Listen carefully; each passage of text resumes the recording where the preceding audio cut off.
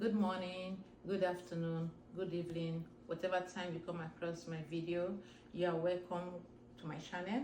My name is Clara. Today I'm here to talk about different types of shock. So first of all, we are going to talk about what is shock. Shock is a medical emergency that resulted from either there is a loss of blood or from infection or from severe allergy to a medication. It can also be as a result of injury to the brain or spinal cord. So we have 5 types of shock. We have the hypovolemic shock, the cardiogenic shock, the septic shock, anaphylactic shock, and the neurogenic shock. So I'll take it one at a time. Hypovolemic shock is a shock that results from loss of too much blood or fluid. So when a person gets involved with either in an accident or there's a loss of excessive blood and fluid, the person can go into shock due to too much loss of blood and fluid. And what are the symptoms that the nurse can get or the person will have? The pulse will be weak and thready. Then there will be increased heart rate of over 100, and also the blood pressure will decrease and the cardiac output will decrease. Shock is a medical emergency that something needs to be done immediately. If nothing is done, the person might die. So we'll move on to the second type of shock, which is referred to as the cardiogenic shock. The cardiogenic shock is a type of shock that occurs when the heart cannot pump enough blood to the body as needed. And what causes this type of shock? It can also result from either there's an infection or there is loss of blood or loss of fluid. And what are the symptoms? For the pulse aspect, you see there's a weak peripheral pulse. The heart rate will go on the high side, like more than 100. The blood pressure will drop and the cardiac output will reduce. Thirdly, we go to the septic type of shock. This one is a shock that results from bacterial infection. When the bacterial infection is really high, there will now be decreased blood pressure. So what are the symptoms you get from this? The pulse will be pounding. When you try to check the pulse, it's pounding. It will be increased.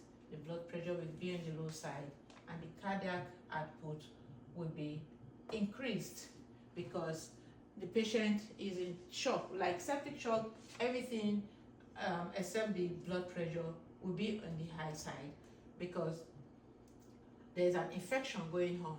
Even in this type of shock, the temperature will be like more than 102 degrees Fahrenheit because it will be on the high side.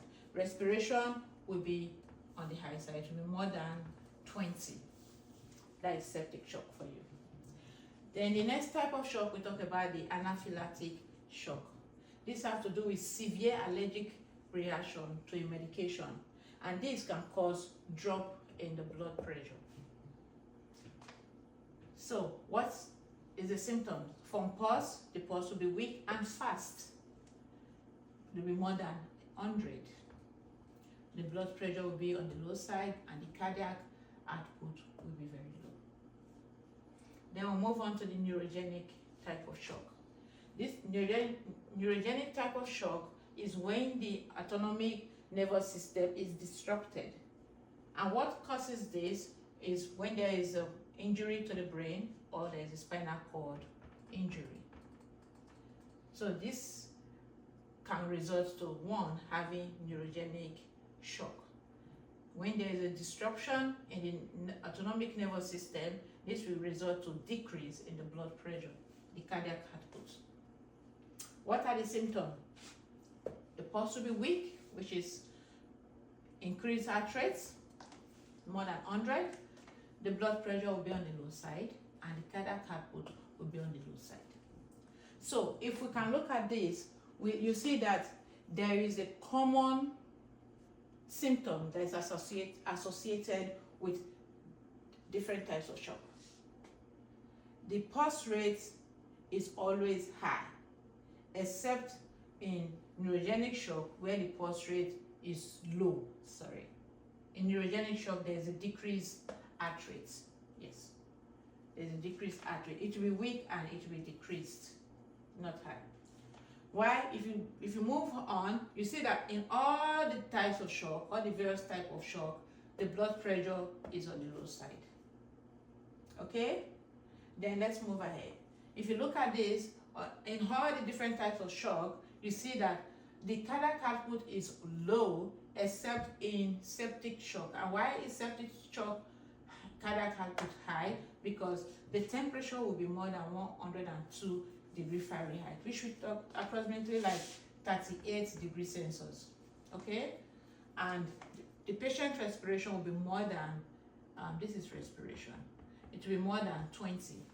So if you are a nurse and you're in the unit and you're caring for a patient that has infection and you check the vital sign and it comes out that the temperature is 102 and the respiration is on the high side and the heart rate is on the high side, this, you can immediately report this as a shock. And you have to inform the doctor so that the needful should be done immediately. They have to take sample to send to the lab. So we have come to the end of today's lesson. Thank you for watching. I really appreciate you guys watching my video. It shows that I'm doing well. I will appreciate it more if you can like the video and also share it with your friends. Then if you also need help, if you need guidance with your nursing, if you have any question, if you need anything like guidance in your nursing processes, whatever you want regarding nursing, you can send me a DM. I'll be more than happy to help. Okay? Thank you so much. Please like and share my video. You can also comment.